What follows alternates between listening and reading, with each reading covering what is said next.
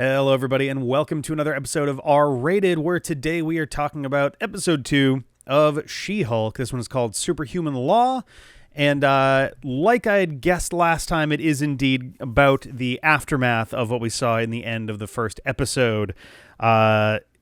In perhaps what is one of the most public outings of a super-powered person in the MCU. I really don't... I'm trying to think if there's any more like open and in the public reveal of a person's powers before. Like Tony revealed himself to be Iron Man, but he like said it and there was mystery for a little bit about it and stuff. This one, it's just out of nowhere. Jennifer Walters is just like, oh yeah, she's got powers and nobody can stop talking about it.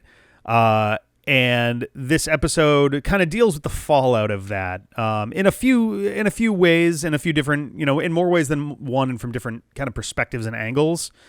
One of which being, as you could probably guess, might be the case. So we find out that the trial that she was prosecuting suffered a mistrial. Essentially, the defense argued that the jury, who was saved by Jennifer, she caught like a bench or something from crushing them. The defense argued that the jury would be biased in favor of Jennifer Walters for saving their lives, which unfortunately is a fair point. It's not wrong. It's just, in fact, several different people all argue that it's like, yeah, including, for example, her boss. The district attorney shows up when she goes to a bar to hang out and celebrate and all of that stuff, and the DA shows up and tells her essentially that she's fired because they can't have her being like a sort of sideshow attraction in the middle of all of this stuff, and the conflict of interest involved with being a superhuman in the courtroom. And she argues that they kicked ass in the trial, and he's like, yeah, you did, but when you saved those people, they argued for a mistrial and they got it. She's like, what? So should I have just let them die? And he's like, no. And he's very flatly like, no, you did the right thing. I'm not telling you should have, let them die, but he's also clear to point out that it's like, you did the right thing, but it did lose us the case. Like, that's just kind of what it comes down to. And she's upset. And what I find very interesting with that is, like, he's not wrong, for one, that, yeah, she did the right thing, but also doing the right thing came at the sacrifice of losing the case. And it feels, I doubt that this is an intentional parallel or counterpoint, I guess. But one of the most pointed out kind of, not even flaws, I can't even call it that, just sort of strange moments, I guess, in superhero media over the past decade was Pa Kent in Man of Steel, who, when Clark is a boy, saves a bus full of his schoolmates, full of kids, and Pa Kent is like, hey, you have to be more careful about this stuff. If people find out about you, that'd be really, really bad. And Clark asks him, like, well, what was I supposed to do? Just let them die or let them drown? And he's like, I don't know, maybe. And it's like, oh God, it feels so out of, like, you can understand the justification for a point like that from Pa Kent's perspective, being like, if the alternative is that you are going to be hunted for the rest of your life, it's a hard call kind of thing. And he doesn't give like a yes answer. He says, I don't know, maybe. Like, he doesn't know. But a lot of people were kind of like, this seems really out of character for Pa Kent, who would otherwise be a very like positive and like, yeah, you did the right thing, hooray.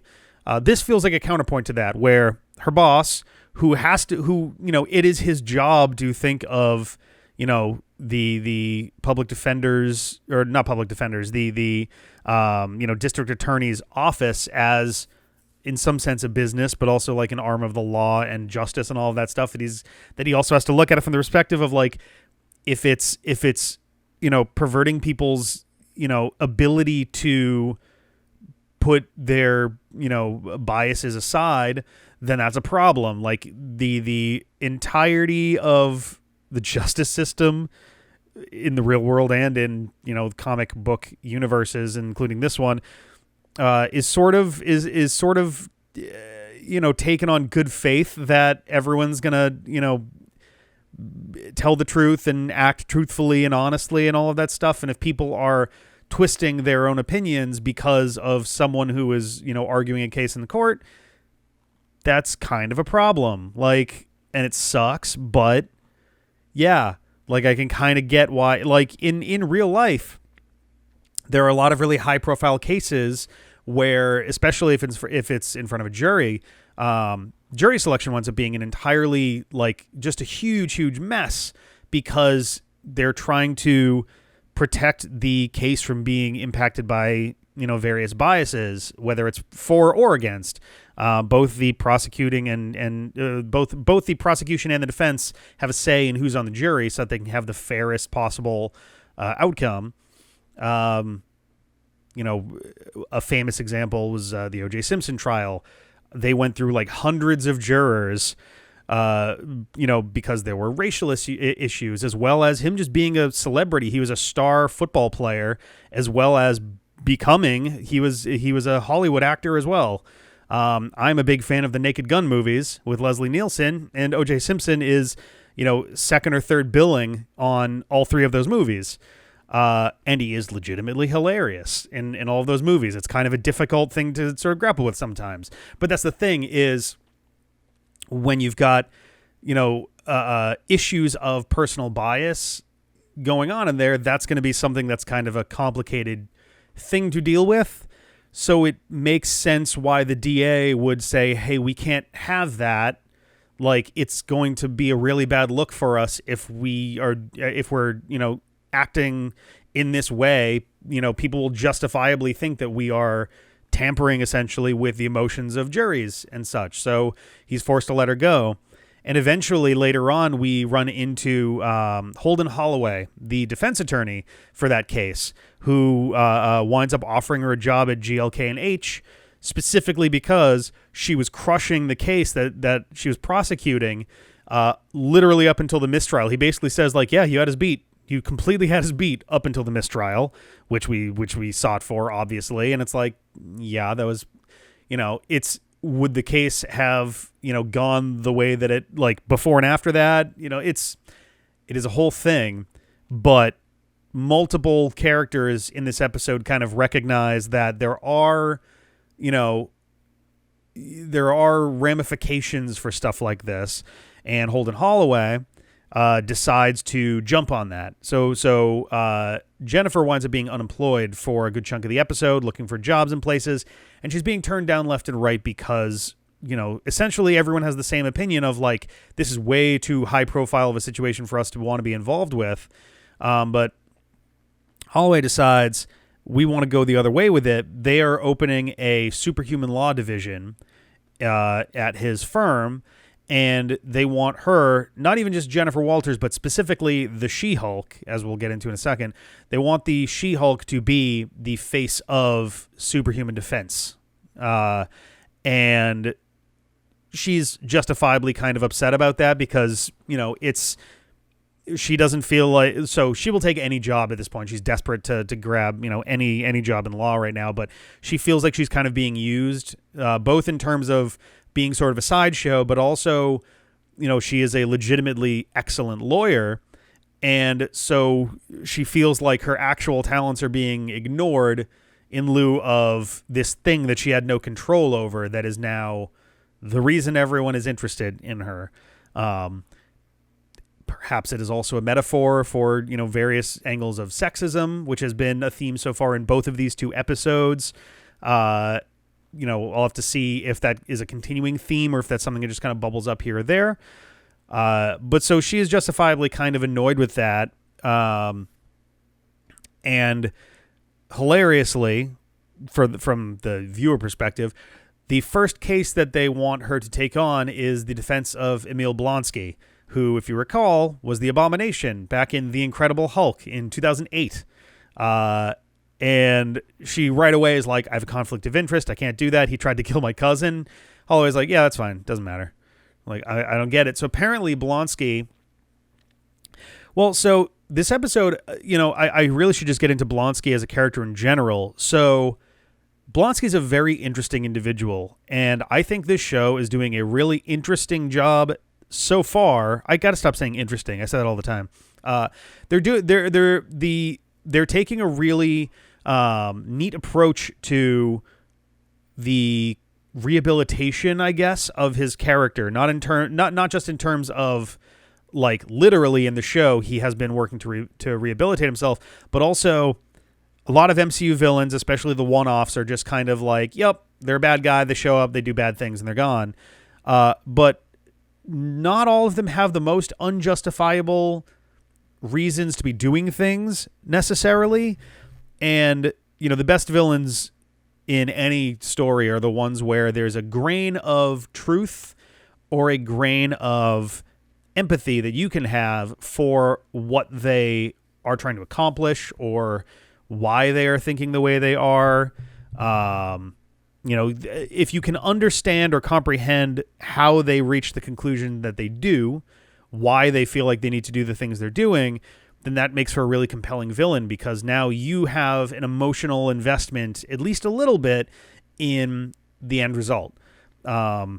It's why people find the Vulture such an interesting villain in the MCU, but not Malekith, who is traditionally a really important and popular villain in Marvel Comics, but no one gave a shit because Thor the Dark World gave him next to zero characterization whatsoever. He's just a bad guy who wants to bring about the convergence, and that's really all you get. There's no real motivation beyond that. Here, we get to get Blonsky's perspective, and it also doubles as kind of exposition about the character in general. They do a decent job of assuming that you at least have a passing understanding of the events of the Incredible Hulk, but not like strong memory. What I mean by that is they kind of make passing references. I mean, they directly state it, but they don't get into it. They're like, he was the Abomination. Oh, you attacked Harlem, that kind of stuff. But they also have Emil, deliver a quick spiel about like Russian born, British raised, Royal Marines soldier, and on loan to the American government, which is all true. And he puts it into a really interesting perspective where he basically says, hey, I got brought over to hunt a monster. And he basically says too, it's like, essentially he says like, no offense to your cousin, no offense meant to Bruce Banner as a person, but in regard to the Hulk, essentially he's like, I was brought in to take down a monster, and I was a soldier, and it was a relentless pursuit, and the U.S. government kept pushing me to go, sort of a what was I supposed to do kind of thing. And you get a sense too that he understands that he went too far and that he lost control. I think is the big part of that, is that he wasn't really in control by the end of it. And I'm curious if that's going to be where they go in the next episode, is in the ballpark of an insanity plea. It's not really an insanity plea, but like that's sort of, I wasn't in full control of my, myself. But he's apparently been writing haikus to each of his victims. We don't know how many of those are, but he's been in prison for about 15 years at this point, so he's had a lot of time. And apparently at one point he actually got in touch with Bruce. He actually specifically reached out to Bruce and wrote him a letter. And they have apparently since, years ago, they have apparently buried the hatchet, which is such an interesting, like, it makes sense that it's a background event because it's not enough on its own to merit like a moment. But it's just interesting that like, oh, they actually did reconnect and make amends over their situation. Blonsky is aware that the super soldier serum was a big part of what led to his downward spiral. And Jennifer doesn't know this. It's, I guess, probably not in his file. He probably hasn't told many people because it's probably meant to be secret information since it was, done, in confidentiality with the U.S. government. But if she is his lawyer, then she can, then he can tell her these things. And yeah, he I guess has like really taken that time since then to try to make himself better. There is a tiny angle of like Manson-ish weirdness going on where there's a thing in the real world where high profile prisoners get fans, and through the prison pen pal program that he's been participating during his 15 years, he has met 7 people who he refers to as soulmates, and he wants to, buy some land and live out the rest of his life with them together in like a little mini commune.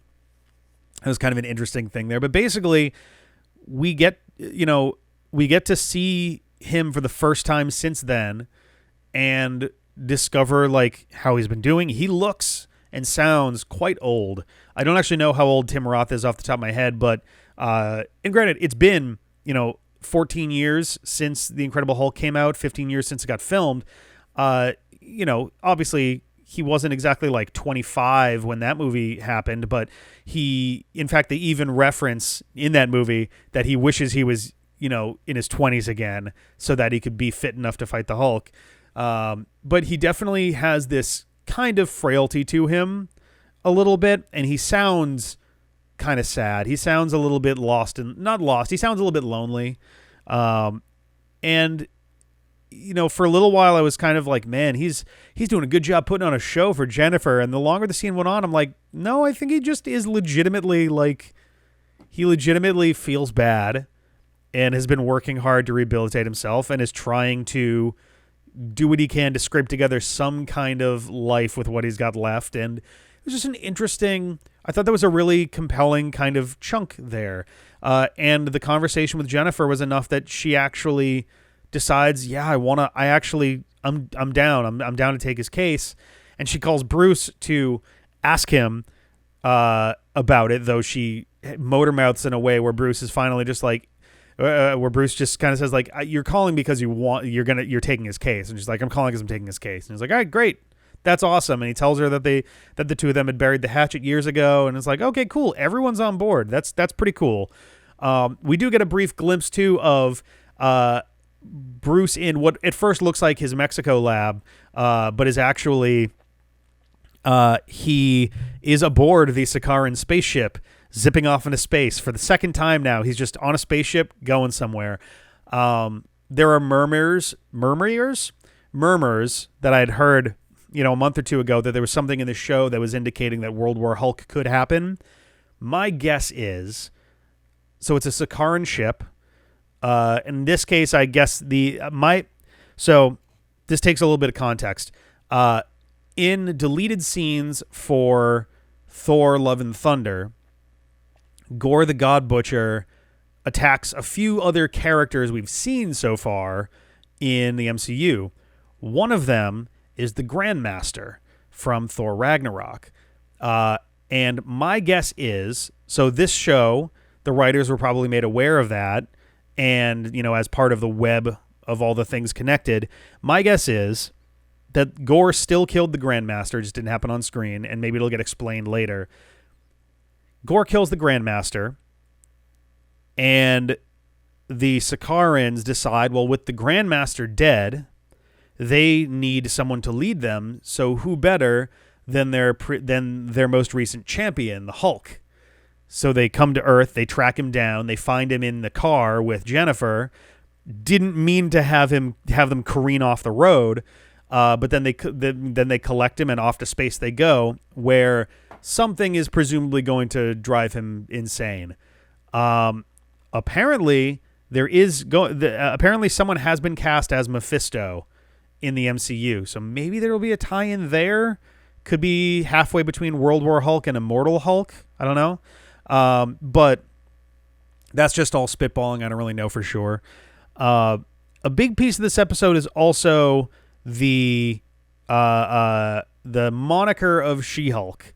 There's been a lot in Phase 4 of people kind of bemoaning the nicknames they've been given. You've got Nightlight from Miss Marvel, and now we've got She-Hulk, where it's done in a very on-the-nose, tongue-in-cheek sort of way. It's literally a newscaster talking to a guy who's like, yeah, she was like a Hulk. She was like a chick Hulk. And the newscaster looks directly and just like, you mean a She-Hulk? And that's it. It just sticks forever. And she hates it. I'm curious if they'll do anything with that or if she's just going to own it. I assume she's going to own it just because that is the character's, known alias in the comics, but who knows? She could just decide to be known as Jennifer. Who knows? But there's definitely, an element of her really not loving the fact that she's essentially got a derivative title, that she doesn't have her own identity. And that's kind of a big struggle for the whole episode, right? That she doesn't have her own identity. She's stuck with this thing that she didn't choose. And now she's being known as this superhero freak. And she is being known as essentially a derivative of her cousin. And she doesn't have her own real identity. She feels like Jennifer Walters is being smothered, essentially. And Bruce has been kind of not good over the past 2 episodes with helping her out with that.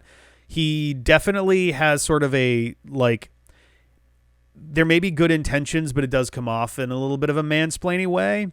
And then where Jennifer actually calls him and he asks if she's got a title yet, she says She-Hulk, and he laughs. He finds it hilarious. And she's like, it's not funny. And he's like, it's pretty funny. It's like her whole problem is that, not her whole problem with it, but, the biggest problem with it is that she's being seen as a derivative of you.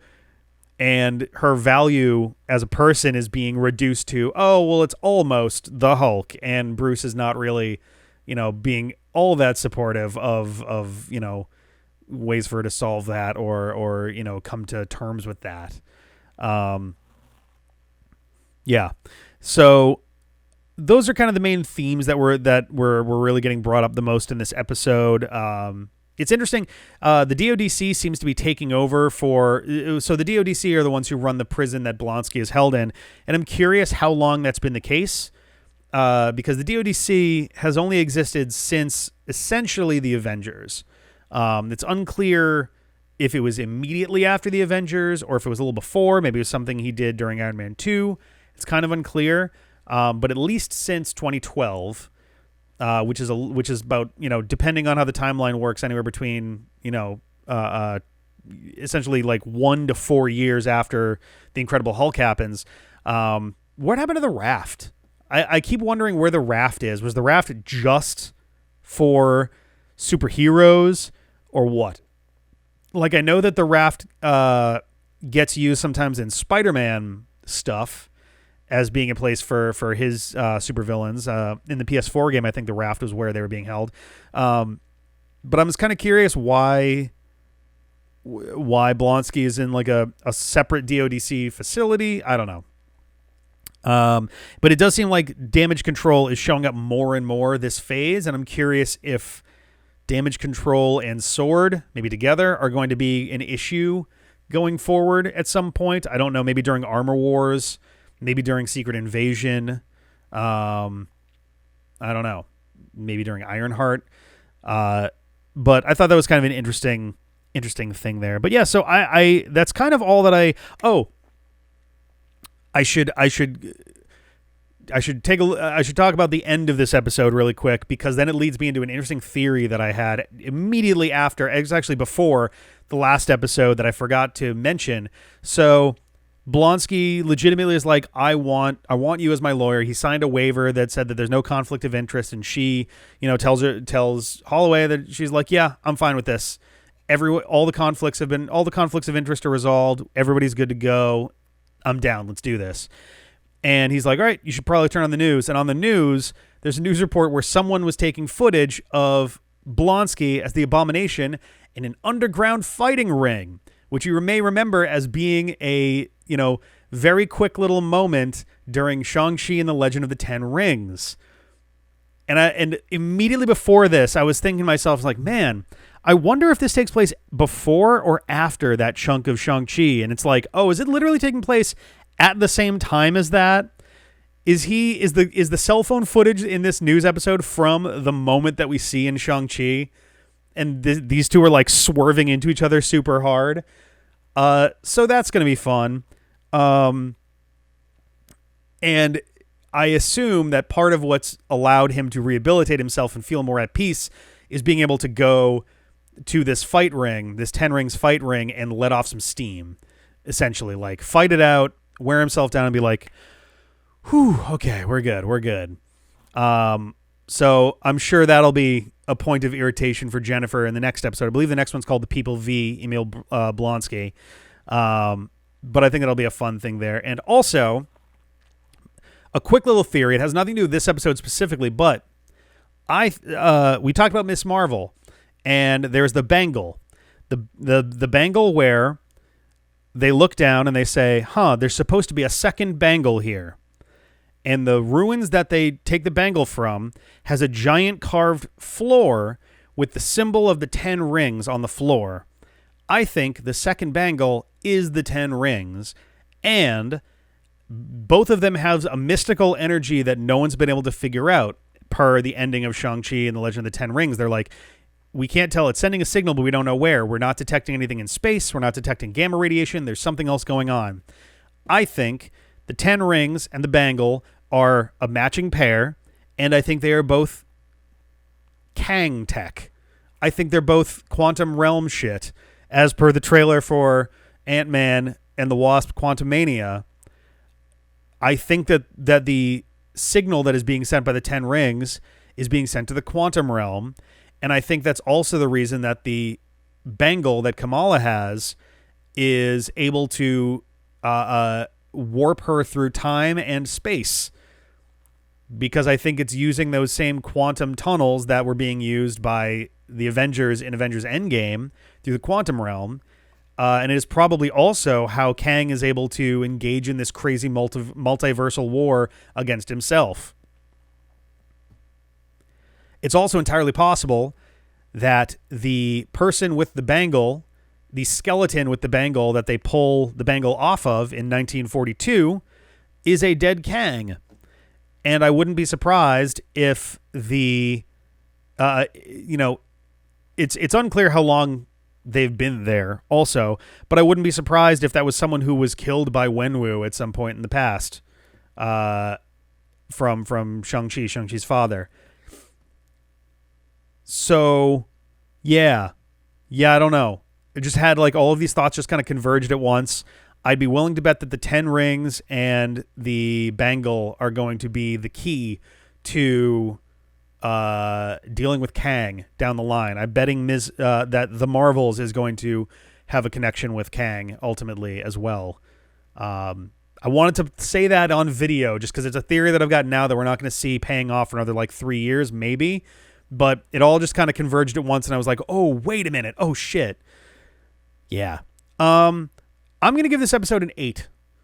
I think it was pretty solid. It wasn't like amazing, but I really like what they did with Emil Blonsky as a character.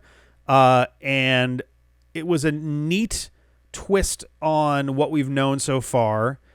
And I think we're starting to see some of these lines cross a little bit. We're starting to see some of these threads slowly coming together. The aftermath of becoming She-Hulk was a very interesting thing there.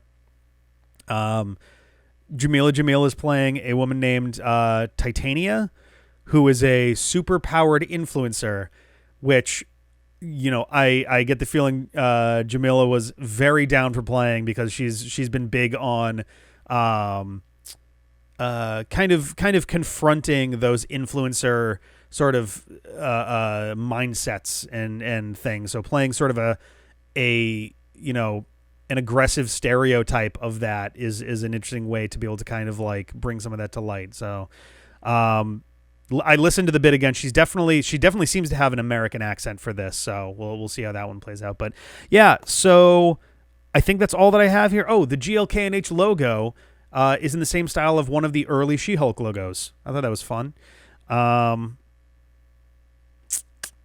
Anything else? Oh, the title. The show's title shows She-Hulk, Attorney at Law, and then flips to Attorney for Hire because she's fired immediately before the title crawl. That was fun. Also, I believe there was a quick little musical sting from the Avengers suite as it switched to Attorney for Hire, which I thought was fun. But that's all I got. Yes. Okay, that's it. I hope you like this video, this review. I'm trying. I promise I'm trying not to literally just recite the episode and kind of hone in on some of the themes and lore and stuff that I'm the most interested in for these. I would love to hear what you think about the video and of the episode as well. Plowing our way through She-Hulk. Tomorrow we're going to getting into the People versus Emil Blonsky. So we'll see you then. Have a good one. Bye.